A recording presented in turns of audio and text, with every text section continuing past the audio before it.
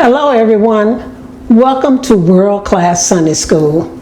Again, I'm your guest teacher, Sister Diann Morgan, standing in for Brother Dorsey, who's on a much needed vacation, and he'll be back in a couple of Sundays. I thank you for hanging in here with me as we explore our Sunday School lesson. Our Sunday School lesson for today is Simon Peter, the restored disciple. Our background scripture for today's lesson, Mark chapter 8, verses 27 through 29, Luke 22, verses 7 through 38, John chapter 18, verses 15 through 18, verses 25 through 27, also chapter 21, verses 15 through 17. Just by our topic today, Simon Peter, it mentions two names for him. His original name was actually Simon, and it became Peter a little later, which we'll mention. The restored disciple. A disciple is a follower of someone, also a teacher. In this case, a disciple is a follower of Jesus Christ and a teacher according to Jesus Christ's word. Now, it says Simon Peter, the restored disciple. So that would be an indication that Simon Peter had somehow fallen from grace. Whether this grace was from Jesus Christ, from his belief in Jesus Christ and God, we will explore that. But it does say he was restored, which is good for us to know that when we fall out of fellowship, or if we fall out of grace, that is not the end. That is not over. That we can get it back because it says he was restored. Let's talk a little bit about Simon Peter. In our lesson today, it says Peter was a fisherman from Bethsaida, which is a village on the northern shore of the Galilee Sea.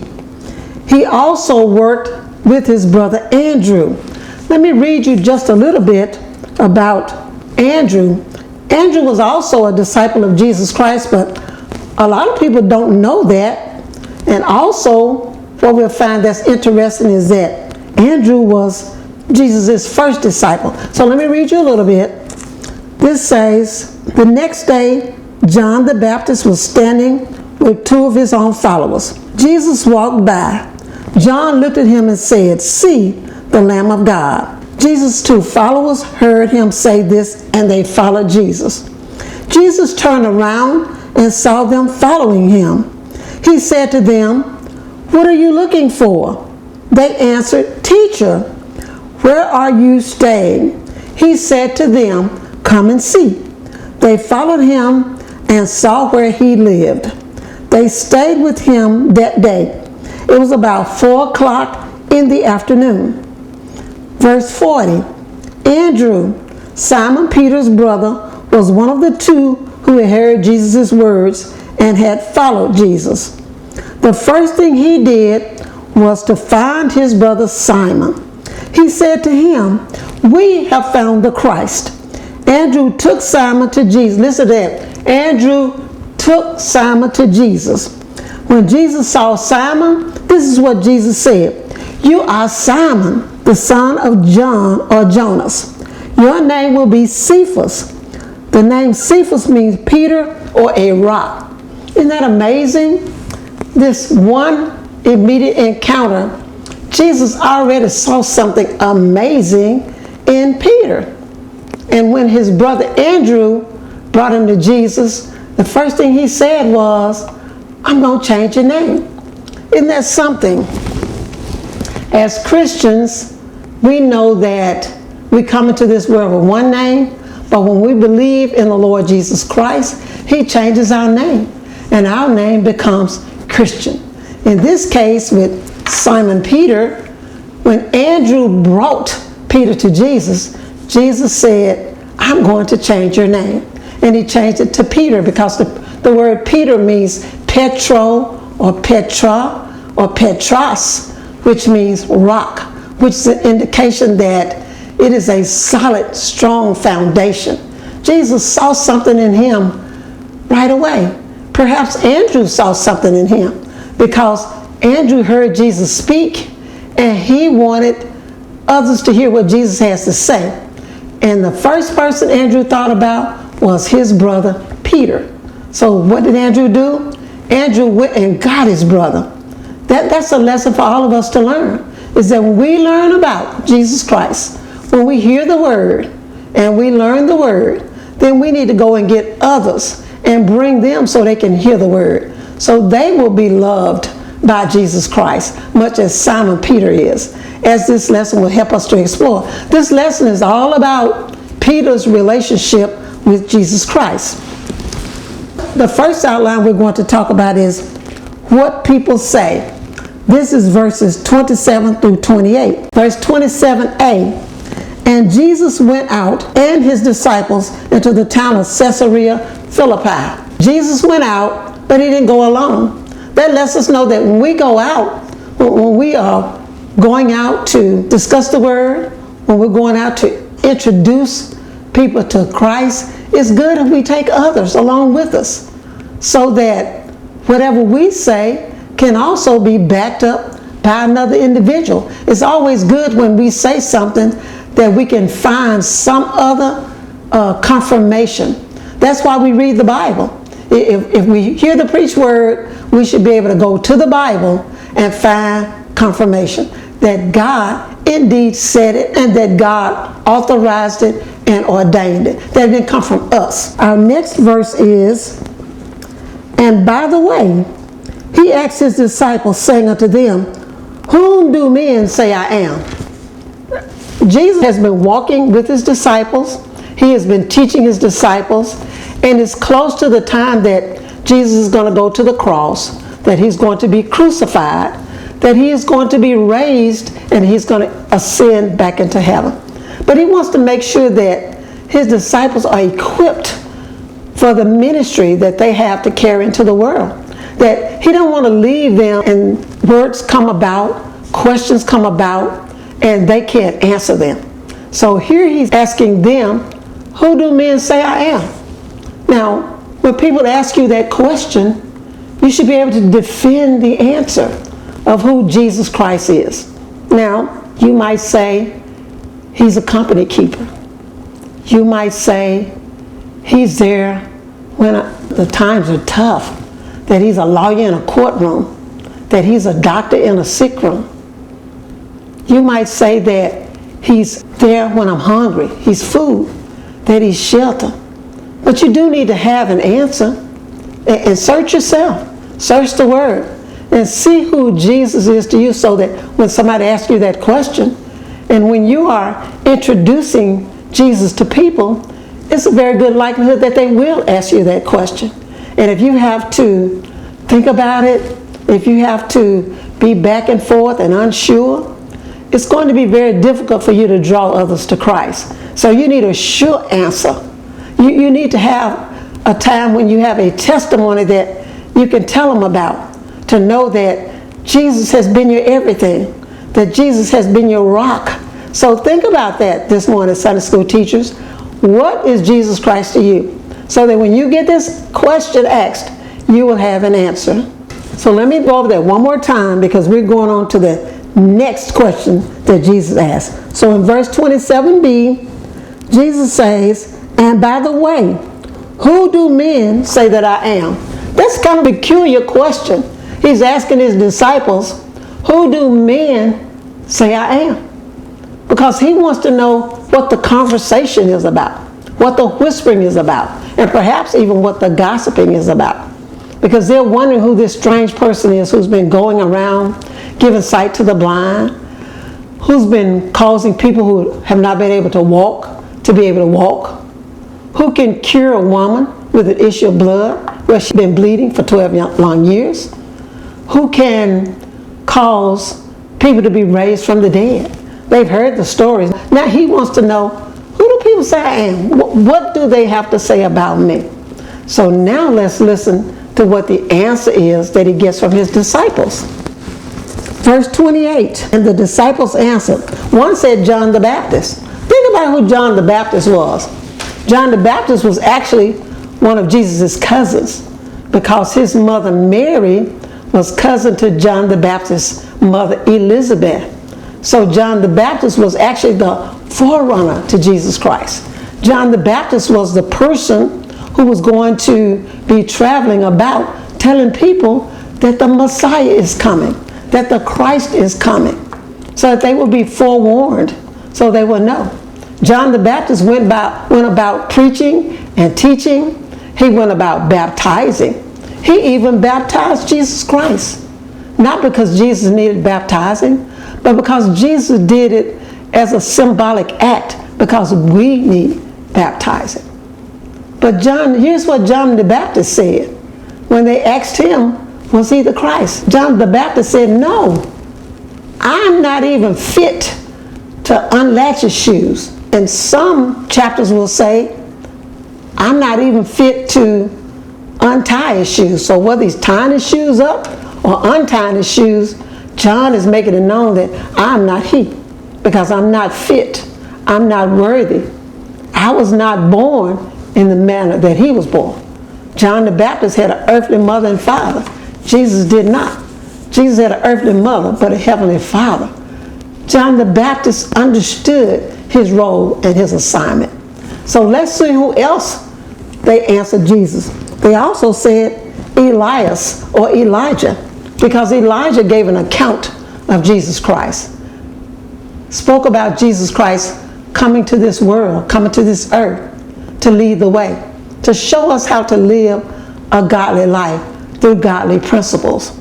But they weren't through there, so let's see who else they said that Jesus was, that men said Jesus was.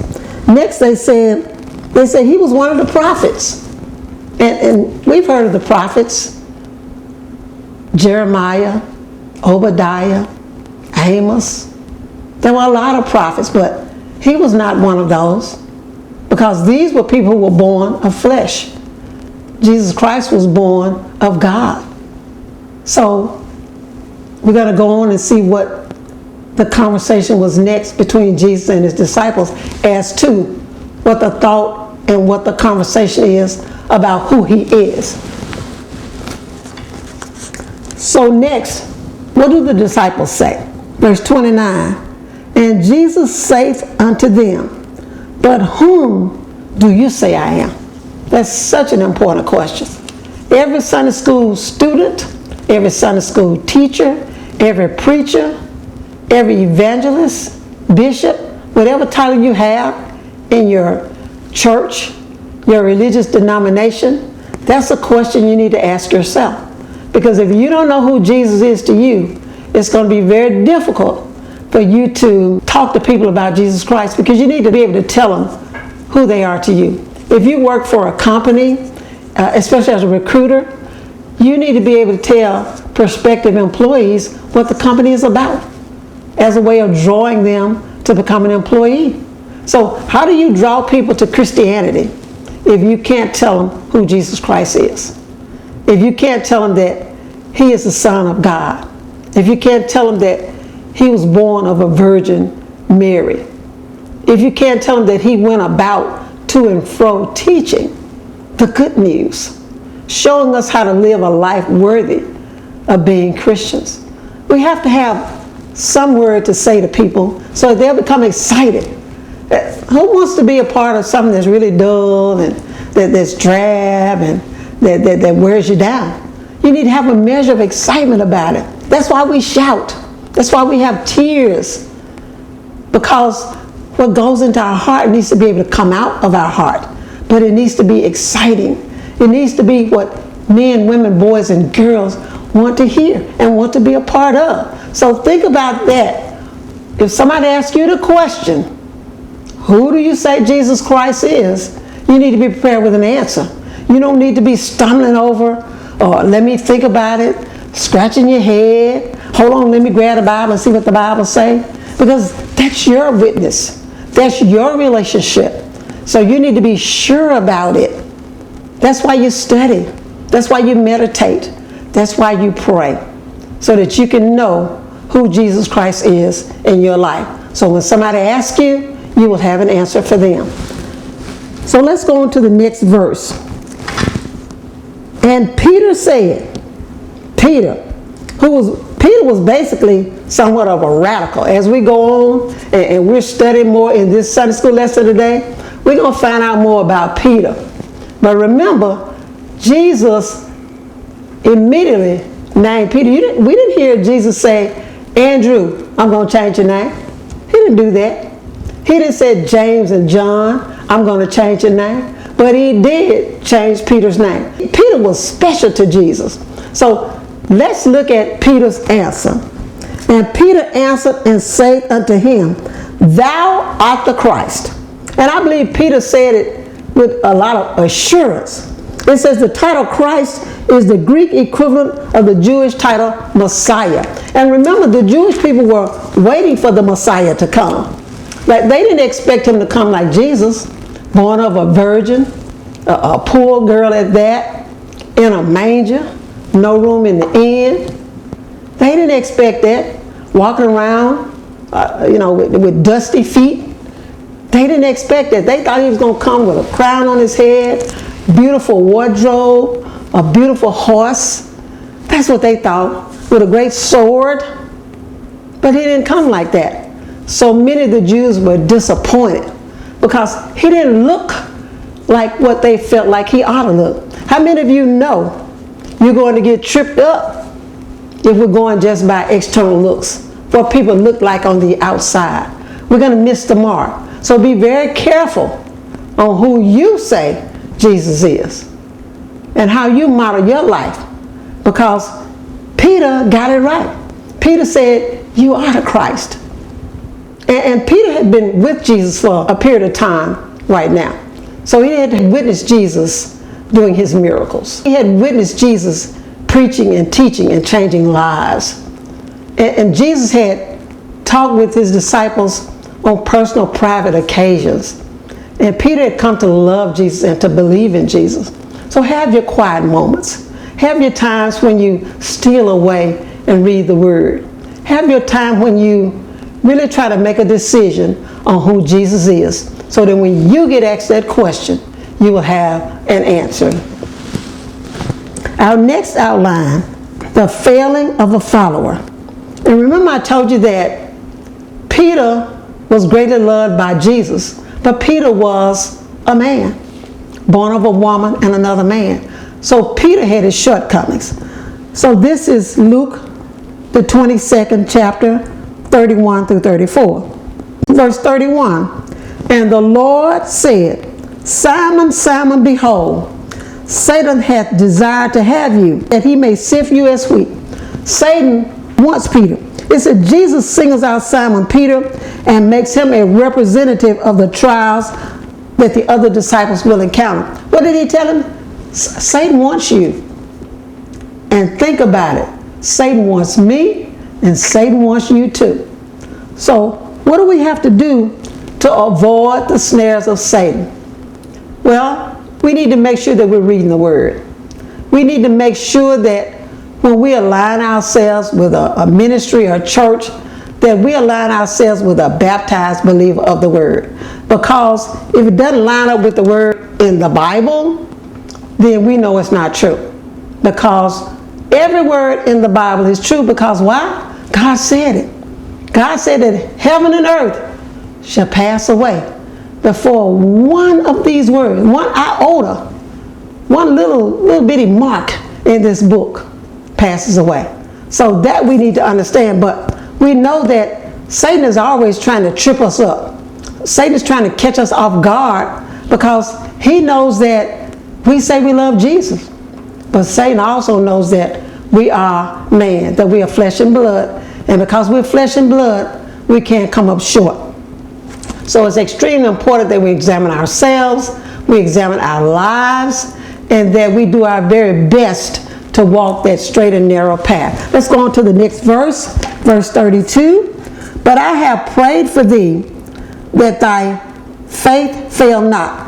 Jesus is praying for us. Isn't that wonderful? Think about if Jesus is praying for you. Jesus is on our side. Jesus has our back.